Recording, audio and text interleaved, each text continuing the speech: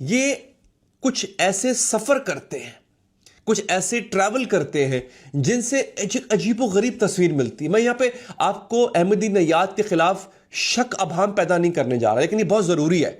अहमदी नैयाद ने ग्वाटेमाला का दौरा किया, हाल ही में दौरा किया, हंगरी गए, बुदापेस्ट में गए, बुदापेस्ट से वापस आए और जंग शुरू होने से कुछ दिन पहले ये ईरान में वापस आ चुके थे। दोस्तों, अब प्रॉब्लम कहां पे आती है आपने बड़े गौर से सुनना है, और ये सुनने के बाद आपको ईरान की इंटरनल पॉलिटिक्स पर दस्तरस हासिल हो जाएगी। देखिए, फिलहाल बहुत से लोग हैं वो ईरान को सिर्फ अमेरिका का और इसराइल का मज़ाहमतकार देखते हैं।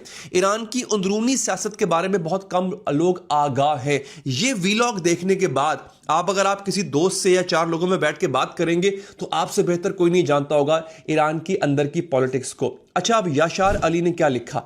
इस हमले से चंद हफ्तों पहले अहमदी नैयाद हंगरी जाते हैं, ग्वाटेमाला जाते हैं, और ये जो दोनों ममालिक हैं ये इजराइल के साथ ऐसे हैं, इनके बहुत गहरे ताल्लुकात हैं। He return from Budapest just days before Israel began attacking Iran, और ईरान पर हमले से चंद दिन पहले वो बुदापेस्ट से वापस आते हैं। अब दोनों मुल्क इजराइल के करीब हैं, बुदापेस्ट से वापस आते हैं, उससे ठीक बाद में जंग शुरू हो जाती है दोस्तों। और यहां पर एनवाईटी लिखता है, once the war broke out he kept a strangely low profile. अच्छा, ये समझने वाली बात है, आपने यहां वीडियो छोड़नी नहीं है वरना बात अधूरी रह जाएगी दोस्तों। यहां पर न्यूयॉर्क टाइम लिखता है, और जहां से एक अजीबोगरीब शक की निगाह पैदा होती है कि, और आप खुद भी नोट करें, न्यूयॉर्क टाइम कहता है जब से जंग शुरू हुई है अहमदी नैयाद ने लो प्रोफाइल रखी हुई है। आपको कहीं पर उनका कोई बयान नजर नहीं आएगा, हालांकि ये वो इंसान है who had spent years presenting Israel as Iran's central enemy, जिनका नुक्ता नजर ही यही था, जिनकी जिंदगी का बुनियादी मकसद था इजराइल का खात्मा, और वो इजराइल को ईरान का सबसे बड़ा मुखालिफ समझते थे। इस पूरी जंग के अंदर आपको कहीं पे उनका एक बयान, एक ट्वीट, हालांकि उनका जो ट्विटर अकाउंट है बड़ा एक्टिव है, कुछ नजर नहीं आता है। स्ट्रेंजली लो प्रोफाइल, एक अजीब तरीके की खामोशी, ये न्यूयॉर्क टाइम्स के अल्फाज हैं। अच्छा, अब आप एक बात याद रखें, मैं न्यूयॉर्क टाइम्स की इस रिपोर्ट को हतमी नहीं कह रहा हूं। आप आगे चल के वीडियो में देखेंगे कि न्यूयॉर्क टाइम्स की इसी रिपोर्ट पर सवालात भी हैं, इसकी क्रेडिबिलिटी में सवालात भी हैं, मैं वो भी उठाऊंगा। ऐसा नहीं कि मैं अंधाधुंध एतबार करी जा रहा हूं जो न्यूयॉर्क टाइम्स कह रहा है, ठीक है। अब समझिए ये प्लान क्यों फेल होता है। प्लान क्या था कि हम हमला करेंगे अहमदी नैयाद के घर पे, गार्ड्स को मार देंगे, उनको आजाद करवाएंगे, आजाद कराने के बाद उनको इंस्टॉल कर देंगे मुल्क का नया लीडर। एनवाईटी के मुताबिक इजरायली स्ट्राइक अहमदी नैयाद के घर पे हुई, मकसद था गार्ड्स को मारना, लेकिन इसमें अहमदी नैयाद बुरी तरह जख्मी हो गए। उसके बाद न्यूयॉर्क टाइम्स लिखता है वो डिल्यूजन्ड हो गए, प्लान से अलग हो गए। जब उन्होंने इसराइल की हरकत देखी कि ये मेरे घर पे हमला कर रहे हैं, ये पूरे ईरान पे हमला कर रहे हैं, बच्चियों को मार रहे हैं, तो वो इस प्लान से अलग हो गए। न्यूयॉर्क टाइम्स ये बताने की कोशिश कर रहा है कि अहमदी नैयाद इसराइल के साथ मिले हुए थे। ये दावा है उसका, ये बहुत बड़ा क्लेम है उसका। अगेन, मैं इसकी क्रेडिबिलिटी पर सवालात उठाऊंगा, लेकिन फिलहाल इस दावे को देखिए, बहुत बड़ा दावा है जिसमें सिर्फ एक चीज जो है, जो न्यूयॉर्क टाइम्स ने काफी हद तक करीबुल कयास रखी है, वो क्या? अहमदी नैयाद की खामोशी। After the near miss he became disillusion with the regime change plan. वो इस बात से पीछे हट गए, यानी इजराइल ने कोशिश की उन्हें आजाद करने की, लेकिन उनको जख्मी कर दिया इस प्रोसेस में।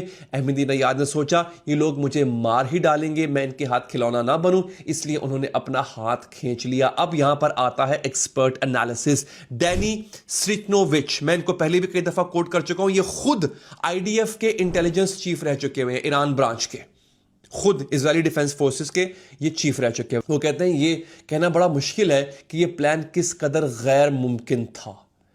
ये अल्फाज हैं उसके। एक ऐसे इंसान को आप एयर स्ट्राइक्स के जरिए मुल्क का लीडर बना देंगे जिसको खुद खामनाई पसंद नहीं करते थे, लॉन्ग मार्जिनलाइज्ड बाय द रजीम, और रजीम ने उनको साइड पे लगा के रखा हुआ था। आप नोट करें ना, बार बार बैन किया जा रहा है उनको।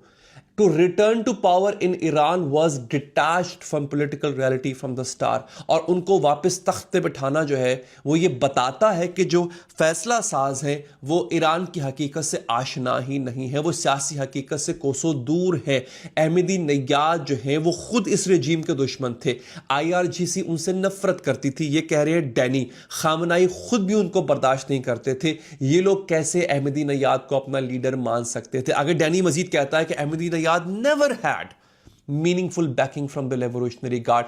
अहमदी नैयाद के पास कभी भी कोई वाजे सपोर्ट उनको नहीं थी IRGC से, पासदारान इनकलाब से। There was never a credible path for him to seize control over the state. देखें, याद रखें, आप अगर इस मुल्क पे, ईरान जैसे मुल्क पे हुकूमत करना चाहते हैं तो एक बात हतमी है, IRGC या तो आपको सपोर्ट करती हो या आपके ताबे हो, जो कि मुश्किल है, या फिर वो आपकी इतनी इज्जत करती हो।